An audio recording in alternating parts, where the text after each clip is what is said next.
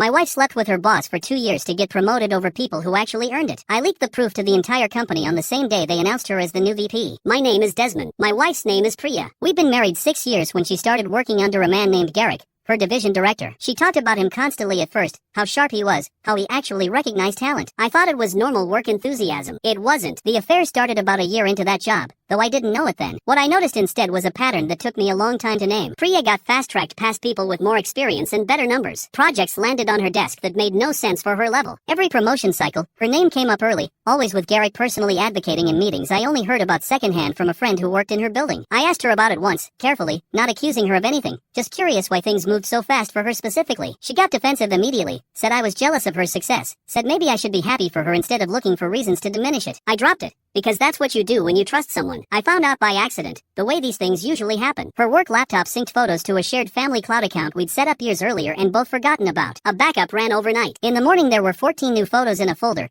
timestamped from a hotel 2 towns over, dated the previous night when she told me she had a work retreat. I didn't confront her right away. I spent the next 3 weeks quietly building a case, because I already suspected saying something too early would just give her time to clean up whatever else existed. I pulled joint credit card statements going back 2 years, cross-referenced hotel charges against her supposed conference dates. I found a pattern of expensed dinners for client entertainment that matched Garrick's calendar exactly. I found messages on a tablet she thought I didn't know how to access, explicit enough to leave no room for interpretation, along with several from Garrick himself discussing her upcoming promotion in language that made the arrangement obvious. The VP announcement was scheduled company-wide for a Friday afternoon. The whole division gathered for it, HR and senior leadership included. I knew the date 3 weeks in advance because Priya had mentioned it, excited, asking me to be ready to celebrate that night. I compiled everything, the photos, the messages, the expense pattern next to the promotion timeline, into a single document. I sent it that morning, before the announcement, to HR, to the company's ethics compliance email, and to 4 senior directors whose names I'd seen in her emails as people she'd been promoted ahead of.